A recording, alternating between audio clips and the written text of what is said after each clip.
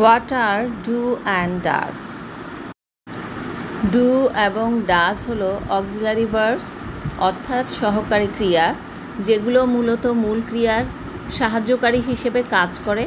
এগুলো চারটি প্রধান উদ্দেশ্যে ব্যবহৃত হয়। 1 নাম্বার, প্রশ্ন গঠনে form questions. Do you like pizza? তুমি কি পিৎজা পছন্দ করো? Does she live near by? সে কি কাছাকাছি থাকে? এর স্ট্রাকচার হলো do does plus subject plus base word or main word plus object. Example, do you like tea? তুমি কি চা পছন্দ করো? এখানে do auxiliary verb plus subject হচ্ছে ইউ, লাইক হচ্ছে base verb or main verb, tea হচ্ছে object. Does he play cricket? সে কি ক্রিকেট খেলে? এখানে does auxiliary verb, he subject, play base verb or main verb plus cricket object. 2 number, নাকচ করতে form negatives. Example, I do not একসাথে বললে don't understand, আমি বুঝি না। হি ডাজ নট একসাথে বললে ডাজন্ট অ্যাগ্রি, সে একমত নয়।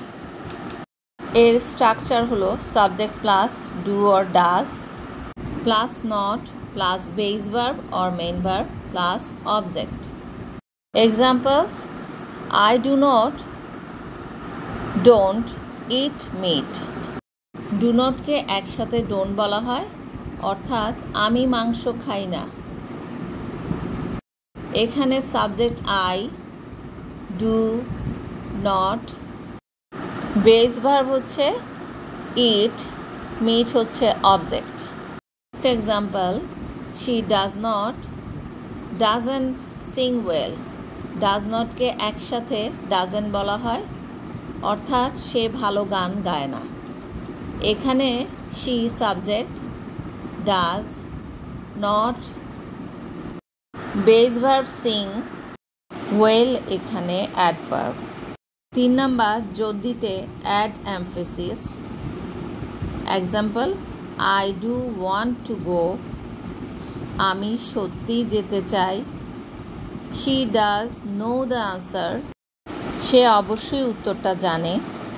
এর স্ট্রাকচারটা হলো subject plus do or does plus base verb or main verb plus with stress, মানে জোর দেয়া যে কোনো শব্দ। Examples, I do want to help you. আমি সত্যি তোমাকে সাহায্য করতে চাই। I subject, do plus base verb হচ্ছে এখানে want, to help you with স্ট্রেসের সাথে বলা হয়েছে সাহায্য করতে চাই। He does know the answer. সে অবশ্যই উত্তরটা জানে। এখানে he subject, does plus base verb হচ্ছে নো, উইথ স্ট্রেসের সাথে বলা হয়েছে দ্য আনসার।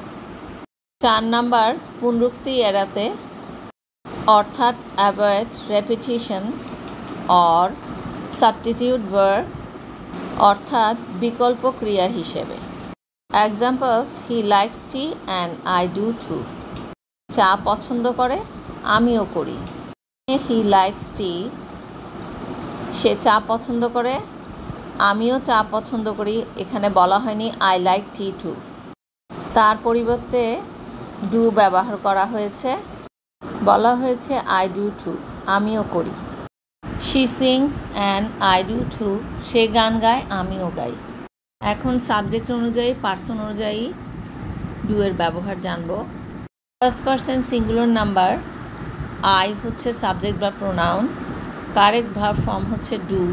এক্সাম্পল হিসেবে আছে আই ডু মাই হোমওয়ার্ক, আমি আমার বাড়ির কাজ করি। Second person singular number you, you এর সাথে ডু বসবে। ইউ ডু গ্রেট ওয়ার্ক, তুমি দারুণ কাজ করো। Third person singular number he she it, third person singular নাম্বারের সাথে ডাজ হয়। She does her chores, chores অর্থ কাজকর্ম করা, টুকিটাকি কাজকর্ম করা, সে তার কাজকর্ম করে। আবার ফার্স্ট পারসন প্লুরাল হলো উই এর সাথে ডু বসবে। We do our best everyday, আমরা প্রতিদিন আমাদের সেরাটাই দিই। সেকেন্ড পারসন প্লুরাল ইউ এর সাথে ডু বসবে। ইউ ডু এভরিথিং টুগেদার, তুমি একসাথে সব কিছু করো। থার্ড পারসন প্লুরাল দের সাথে ডু বসে। They do the dishes every night, তারা প্রতি রাতে থালা বাসন মাজে। নোটস লক্ষণীয়, use do with I, you we they. I আমি, ইউ তুমি, উই আমরা, দে তারা এর সাথে ডু ব্যবহার করো। Use does with he she it, third person singular number. আমরা তো বলেছি থার্ড পারসন সিঙ্গুলার নাম্বার সাথে ডু পরিবর্তে ডাজ হবে। থার্ড পারসন সিঙ্গুলার নাম্বার হলো হি শি ইট।